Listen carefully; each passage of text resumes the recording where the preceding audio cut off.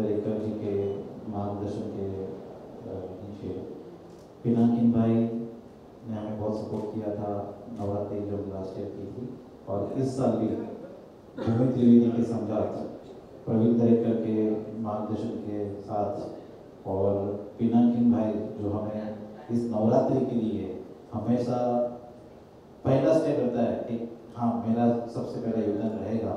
सो इस बार इस बड़ी नवरात्रि का आयोजन 15 तारीख से हम करने जा रहे हैं, और जैसे हिमांशु भाई ने बताया लास्ट ईयर में हम लोगों ने निश्चित रखा था नवरात्रि, पर इस बार थोड़ा क्राउड को क्लीन करने के लिए हम लोगों ने 200 रुपये एंट्री फी रखी है, जिसमें ऑफलाइन और ऑनलाइन बुक माई शो के थ्रू आप टिकट बुक कर सकते हो।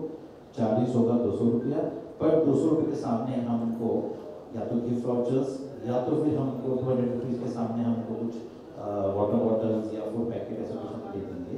सो इट्स कवर चार्जेस दे देंगे हम लोग। अब ज़्यादा नहीं बोलूँगा क्योंकि भूमि हमारे बीच में बैठी है, और मुझे पता है कि डेफिनेटली इस बार बोरीवली में बहुत सारी नवरात्रि हो रही है, बट भूमि डेफिनेटली एक बहुत बड़ी सिंगर्स है, उसके गाने बहुत सारे फेमस है और बहुत सालों के बाद इस बार बॉम्बे में कर रही है। सो भूमि को बोलूँगा ये माइक को दे दूँगा, लेकिन उससे पहले पिनाकिन भाई को दूँगा माइक कि इस बार किस तरह से आयोजन हमने प्लानिंग किया हुआ है वो बताएंगे आपको। हेलो, सभी पत्रकार भाइयों का स्वागत है। प्रवीण दरेकर जी उनकी तबीयत आज खराब है करके वो आ नहीं पाए। हमारे दूसरे भाई प्रकाश दरेकर जी वो दिल्ली में हैं, कुछ कॉन्फ्रेंस के लिए गए। सो आज मैं थोड़ा सा बताऊंगा आपको। गए साल भी हमने लगभग 1.5 लाख फुट का स्टेज बनाया था लोगों को खेलने के लिए, और जैसे हम लोग गए साल जैसे फ्री में कर रहे हैं, ये भी ऑलमोस्ट फ्री है। जस्ट एक रजिस्ट्रेशन और अनवांटेड लोग अगर ना आ जाए, कोई हिसाब से हमने एक टोकन अमाउंट रखा हुआ है। इससे ये नहीं होता कि हमारा फ्री नवरात्रि नहीं है, ये हमारी फ्री नवरात्रि ही है। हम लोग 200 रुपीज़ से ज़्यादा ही दे देंगे अंदर हम उनको, क्योंकि यहाँ ये टाइम क्या हो रहा है कि बोरीवली में काफ़ी नवरात्रियाँ हो रही है, सबको पता है आज गली गली में नवरात्रि हो रही है। तो ऐसा ना हो कि ये फ्री है तो कोई भी क्राउड यहाँ घुस जाए, इसके लिए हमने थोड़ा सा एक रेस्ट्रिक्शन बोल के रखा है। और हमारा आयोजन तो गए साल में लोगों ने देखा ही था, फुल कमर्शियल रहता है, मतलब सिक्योरिटी पॉइंट ऑफ व्यू और बाकी सब तरह से हमने 100% कमर्शियल नवरात्रि। बट गए टाइम लोगों को पता है कोविड के हिसाब से एक फैमिली से समझो 4 जन है, कहीं आजू बाजू में जाए 4000 रुपये का पास रहता है तो 16000 रुपया, तो लोगों को थोड़ी तकलीफ हो रही थी। पर हमारे प्रवीण दरेकर जी ने बोला अभी गए टाइम कोविड गया है तो ये टाइम पे भी फ्री करो, तो वो हिसाब से हमने ये टाइम पे भी फ्री का ही किया है। Just 200 rupees on book my show, और जो प्लेटफॉर्म्स रहेंगे वो आगे हम लोग बताया जाएगा, तो इस हिसाब से वहाँ पे जस्ट एक रजिस्ट्रेशन करके कर सकते हैं। Thank you very much. अगली बार जिस तरह से क्राउड इतना ज़्यादा था, काफ़ी लोग थे, ग्राउंड कम पड़ रहा था, तो इस बार क्या नया रहेगा? नहीं, इस टाइम गए टाइम क्या था कि जो ग्राउंड था वो पीछे के साइड बहुत सारा दलदल था, अभी वो प्लेन हो गया है। तो हमारा गए टाइम 1.25 लाख फुट के आजू बाजू ग्राउंड था, अभी 1,60,000 फुट के आजू बाजू ग्राउंड हो जाएगा। तो यहाँ पे ये टाइम थोड़ी दिक्कत कम होगी। दूसरा थोड़ा क्राउड भी डिवाइड होगा, ऐसा हमारा अंदाजा है। गए टाइम समझो 3 नवरात्रि थी, ये टाइम 5 से 6 नवरात्रि है बोरीवली में, तो थोड़ा सा क्राउड भी डिवाइड हो जाएगा। गए टाइम कोई दिक्कत नहीं हुई थी, ओवर क्राउडेड हो गया था कोई टाइम पे, सैटरडे संडे हो गया, तो बाकी ओवरऑल किसी को दिक्कत ना हुई, ना किसी की कोई छेड़खानी हुई है, ना कोई केसेस हुए हैं। तो इतना हम ये साल भी उतनी सावधानी रखेंगे जो गए साल रखी थी। भूमि को देता हूँ। Good afternoon everybody. सभी पत्रकार भाइयों का हम सभी स्वागत करते हैं, और आप अपना कीमती वक्त निकाल कर हमारे लिए आए हैं, सभी का धन्यवाद। और सबसे पहले मैं जो हमारे साथ बैठे हुए हैं सभी को मैं श्री प्रवीण दरेकर सर, पिनाकिन सर और जिग्नेश भाई का मैं तहे दिल से शुक्रिया अदा करती हूँ कि उन्होंने इस बारी we all have joint hands. और हालांकि ऑफ कोर्स ये नवरात्रि का त्यौहार है, लेकिन मेरे लिए सबसे बड़ी बात है कि अम्बे माँ की आराधना करना और उनके उनके सामने संगीत के साथ, उनके गरबे के साथ उनकी आराधना करना, उनकी पूजा करना, ये सबसे बड़ा काम है हमारा। और उसी के साथ साथ सब लोग जब इस त्योहार में जुड़ेंगे, नवरात्रि में जुड़ेंगे, तो बहुत सारे एलिमेंट्स और भी जुड़ते जाएंगे। जैसे आपने बताया कि ऑलमोस्ट फ्री नवरात्रि है और उसके सामने सिर्फ सिक्योरिटी रीजंस की वजह से कुछ जो चीज़ों का ध्यान रखा जाएगा, और उसके बाद फिर सभी का खुले दिल से हम लोग स्वागत करते हैं। जितने भी गरबा ग्रुप्स हैं या इंडिविजुअल्स हैं जितने भी, और प्योरली ऑथेंटिक गरबा जो परफॉर्म करना पसंद करेंगे उनके लिए ये नवरात्रि है, जिसका नाम है रंगरास 2023। और मुंबई में 2019 में मैंने लास्ट परफॉर्म किया था। उसके बाद फिर ऑफकोर्स कुछ अनफोर्सीन जो सिचुएशंस आई पूरी दुनिया में, उसके बाद पिछले साल मैं मोरबी में थी, परफॉर्म कर रही थी। एंड दिस ईयर अगेन, मैं अगर जिनेश भाई की बात करूं तो हमने प्रोफेशनली बहुत काम किया है, साथ साथ में ही is my Rakhi brother as well, मेरे बड़े भाई जैसे हैं, मेरे बड़े भाई हैं, और उन्होंने बहुत मुझे गाइड भी किया है, चाहे वो नवरात्रि को लेकर हो, मुंबई में किसी भी परफॉर्मेंस या प्रोफेशनल सीन को लेके उन्होंने काफ़ी गाइड किया है मुझे। सो आज भी हम लोग साथ में फिर से और एक बार काम कर रहे हैं, तो आपको बहुत मैं थैंक्स कहना चाहती हूँ। और पूरे परिवार से हम जुड़े हुए हैं एंड माता जी के भक्त में भी रहे हैं बहुत। और पिनाकिन भाई से मेरी पहली बारी जब मुलाकात हुई, we didn't take much time to even come to one stage या कम टू वन कंक्लूजन कि हमें नवरात्रि करनी है, और हम बिल्कुल ट्रेडिशनल गानों के साथ हम नवरात्रि करेंगे, चाहे ये मुंबई में भले ही हो रही है, लेकिन हम विल मेक श्योर कि जितने भी जैसे हम गुजराती में टर्म कहते हैं खिलैया, जितने भी लोग यहाँ पे परफॉर्म करने आ रहे हैं, वो अम्बे माँ के जितने भी गरबे हैं उनके साथ साथ हम राधा कृष्ण के गरबे और जो रास लीला के जो गरबे हैं वो भी हम परफॉर्म करेंगे। कुछ प्राचीन, कुछ अर्वाचीन गरबे जो होते हैं, ट्रेडिशनल फोक ट्यून्स जो हमारी बहुत सालों पुरानी, आई थिंक डेकेड्स पुरानी जो गरबे हैं, वो हम सब लेकर आ रहे हैं। एंड ऑफ कोर्स मेरे माता पिता का आशीर्वाद भी रहा है हमेशा, मैंने मम्मी के साथ परफॉर्म करना शुरू किया। So that's how I know कि कितने सारे गरबे और कलेक्शन जो मैं इस बार लेकर आ रही हूँ। जनरली कहा जाता है कि गुजरात के गरबे, लेकिन गुजरात में भी बहुत सारे अलग अलग, जैसे नॉर्थ गुजरात में आप जाएंगे तो एक अलग फ्लेवर मिलेगा, आप सौराष्ट्र में जाएंगे तो एक अलग फ्लेवर मिलेगा। बड़ौदा जहाँ से मैं बिलोंग करती हूँ, जहाँ पे मैं पैदा हुई हूँ, मेरी जन्मभूमि है, अब मुंबई मेरी कर्मभूमि है, तो वहाँ के कुछ गरबे हैं जो बिल्कुल अलग तरह के हैं। तो गुजरात में हर एक अलग अलग जो रीजन्स हैं, वहाँ से मैं गरबे का कलेक्शन लेकर आ रही हूँ। एंड आई एम श्योर कि इतने सालों से, जब 2010 से मैंने मुंबई में परफॉर्म करना शुरू किया और मेरी जर्नी, मेरा करियर शुरू किया मैंने 2010 से, और तब से लेकर आज तक बहुत सारे ऐसे गरबे हैं जो यहाँ के कुछ जितने भी परफॉर्मर्स हैं, जितने भी डांसर्स हैं, उनको ज़्यादा पता नहीं थे, लेकिन फिर धीरे धीरे उनके भी फेवरेट्स होते गए। मैं भी थोड़ा सा उस डबल थॉट्स में थी कि क्या ये गरबे, क्या ये गाने लोगों को पसंद आएंगे नहीं आएंगे, लेकिन जिस तरह से लोगों ने रिस्पॉन्स दिया उससे और भी ज़्यादा कॉन्फिडेंस बढ़ता गया, और भी हम डिग इन करके जितने पुराने गरबे और सारे उनके सामने लेकर आ गए हैं। And I think people really love that, और उन्हीं का प्यार और आशीर्वाद और सभी के सपोर्ट से आज हम फिर से परफॉर्म कर रहे हैं मुंबई में। मैडम 1 किलोमीटर के अंदर में 3 गरबे हैं, उसमें एक फाल्गुनी पाठक का भी आपका, आपका फिर एक और है, किस तरीके कितनी देवी का क्या कहना, कैसा रिस्पॉन्स रहेगा, किस तरीके का? मैं तो बहुत बड़ी फ़ैन हूँ फाल्गुनी मैम की, और वे खुद भी जानते हैं कि मैं उनकी बहुत बड़ी फ़ैन हूँ। और ये 2010 के बाद भी एक ऐसा कुछ मौका आया था जहाँ पे हम पास में कुछ परफॉर्म कर रहे थे, और सब ये सेम क्वेश्चन मुझे भी आया था। तो मैं हमेशा ये कहती हूँ कि मेरा जब परफॉर्मेंस ख़त्म हो जाएगा, मैं आई मेक श्योर कि हम सब लोग जाके उनके गरबे में भी परफॉर्म करें।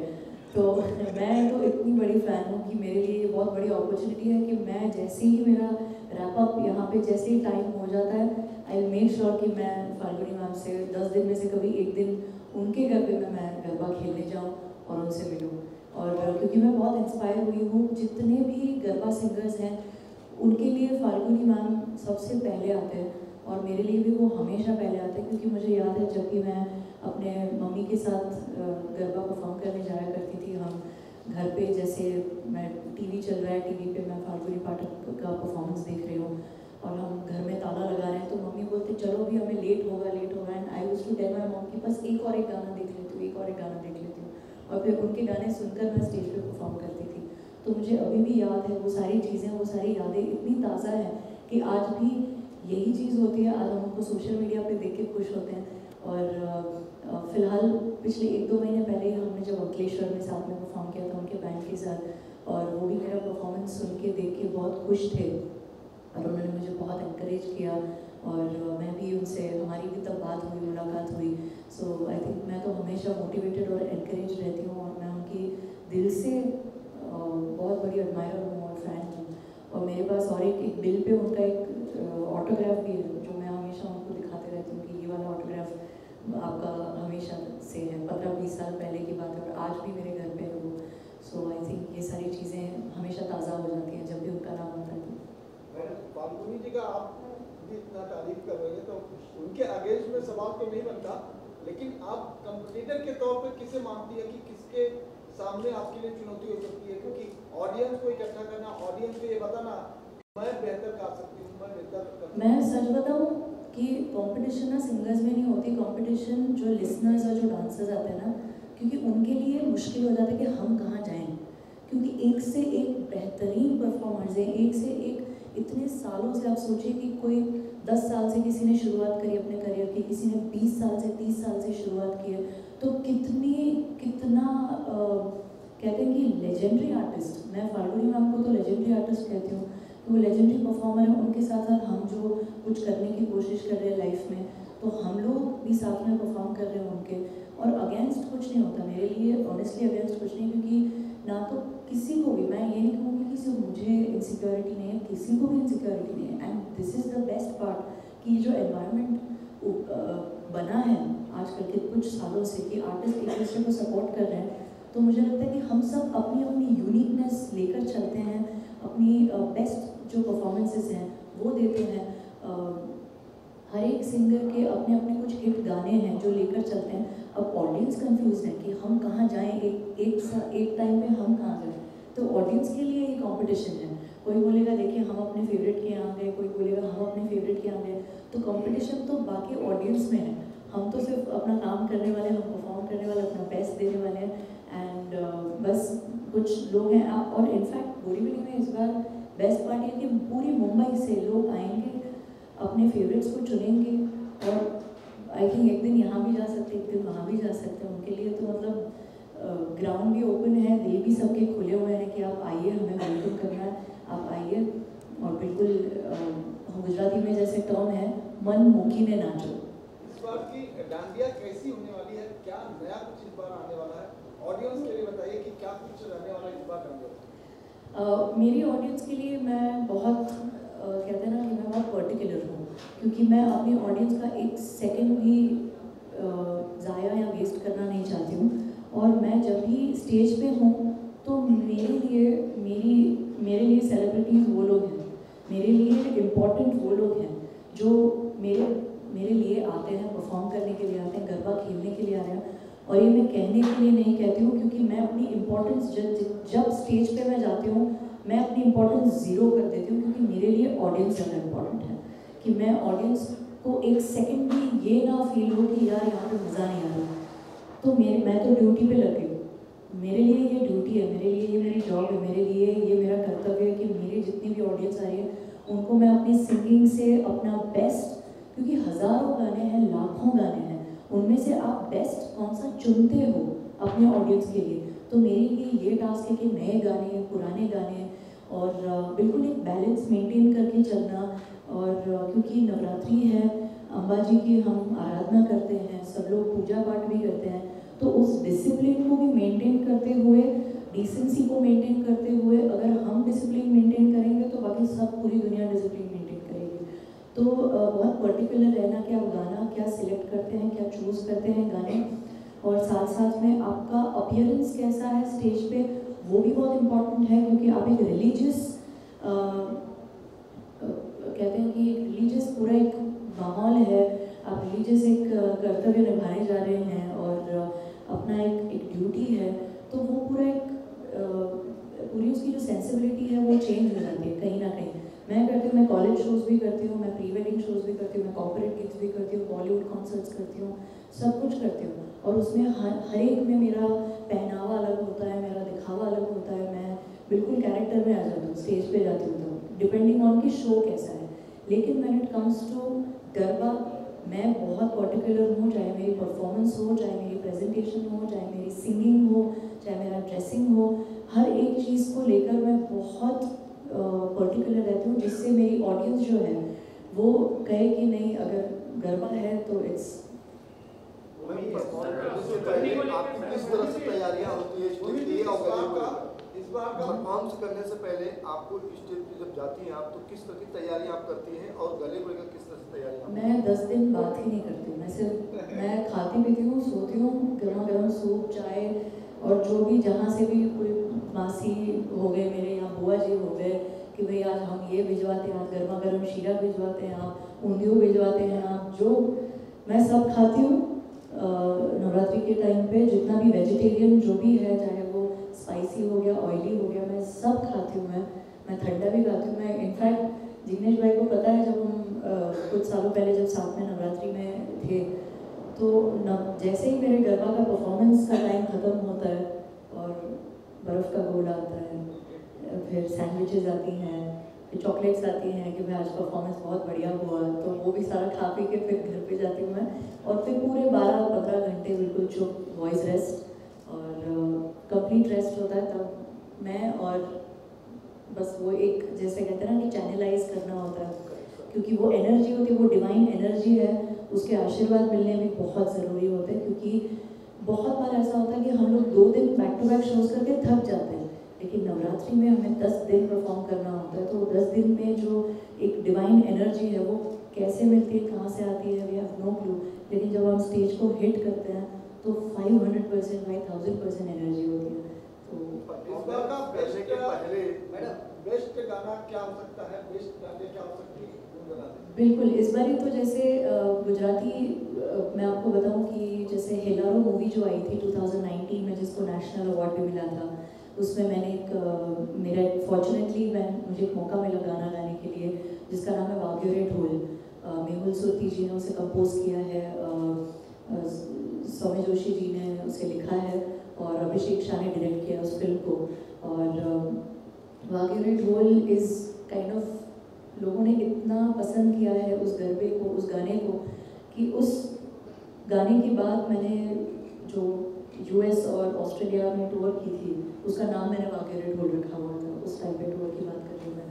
सो आई थिंक मुझे वाग्यो रे ढोल ऑफकोर्स जो पब्लिक डिमांड पे, एंड इस साल जैसे ऑफकोर्स रामलीला का गाना है, राम जाने लीला, उड़ी उड़ी जाए, घड़ी फूल छोरी, और अभी जो हाल ही में रिसेंटली जो गाना रिलीज़ हुआ है ढिंडोरा बाजे रे, फ्रॉम द फिल्म रॉकी और रानी की प्रेम कहानी, जो प्रीतम दा ने कंपोज किया है, अमिताभ भट्टाचार्य जी ने लिखा है, और of course I mean Alia Bhatt और रणवीर सिंह पे पिक्चराइज हुआ है। सो ये गाना लोगों का बहुत ही फेवरेट हो चुका है। आई एम रियली ग्लैड कि लोगों का उतना प्यार भी मुझे मिल रहा है, आशीर्वाद मिल रहा है। सो वो स्पेशल डिमांड पे we have to sing that song. Sorry? Zero का गाना जो हुस्न परचम है, that's again जो कटरीना कैफ जी पे मैंने गुनगुना दीजिए जरा एक आवाज। हाँ जी, और आप क्या पूछ रहे हैं? हाँ जी जी गुनगुना दीजिए। हर बंदिश से छूट के बस इश्क करेंगे, टूट के अब टोक सके तो रोक ले दुनिया, अरे इश्क किया तो बढ़ के कर्म क्या अब टोक सके तो टोक ले दुनिया। हम दोनों बेमिसाल सज धज के कमाल डाले बाएं हुए हाथों में जो डाले ढिंढोरा बाजे रे, ढिंढोरा बाजे रे, ढिंढोरा बाजे रे, ढिंढोरा बाजे रे।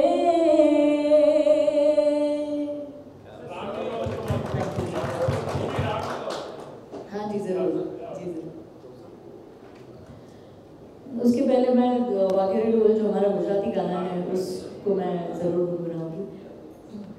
और आप सब लोगों को भी मैं फॉर्मली या इनफॉर्मली समझे सभी को मैं आमंत्रित करती हूँ, आप ज़रूर प्लीज़ आइएगा आप सब सभी परिवारजनों के साथ।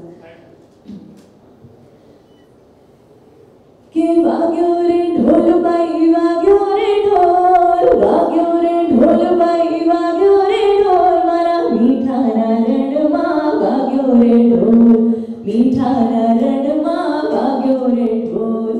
पहड़ो थयो ने पछी पहड़ो थयो, पहड़ो थयो ने पछी पहड़ो थयो, एक सज्जन बप्पा जनो पहड़ो थयो, एक सज्जन बप्पा जनो पहड़ो थयो।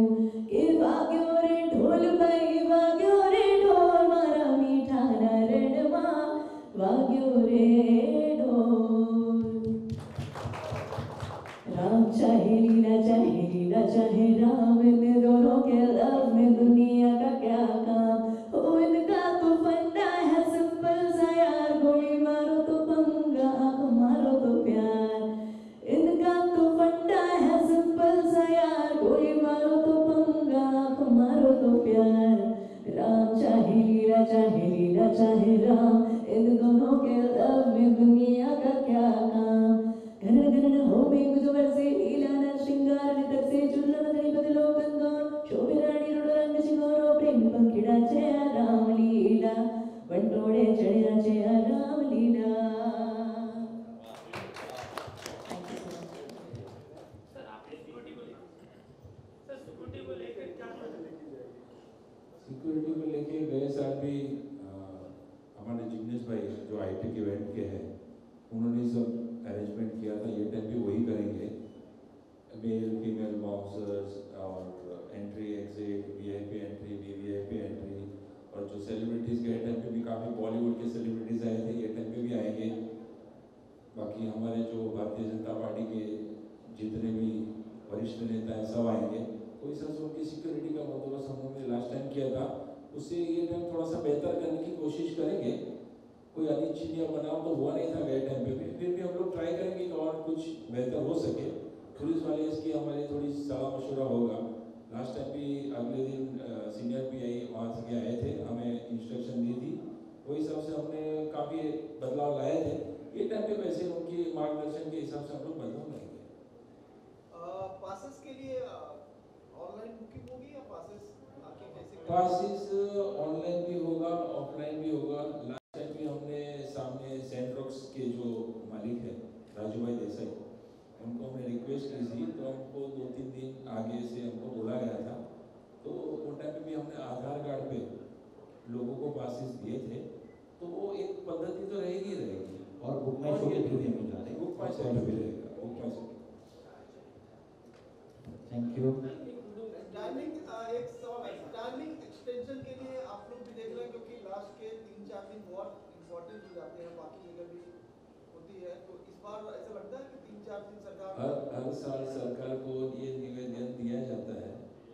हर साल सरकार क्या करती है आपको बताने की मुझे ज़रूरत नहीं, ये टाइम पे भी निवेदन दिया गया है और देखते हैं माता जी की क्या इच्छा रहेगी, वो हिसाब से होगा। Thank you. इस बार तो हिंदुत्व वाली सरकार है, इस बार तो मिलेगा क्या? हिंदुत्व वाली सरकार नहीं, हिंदुत्व वाला देश है। आप सरकार बोल रहे हैं, हम देश बोल रहे हैं, हिंदुत्व का देश भारत है, भारत है। हाँ,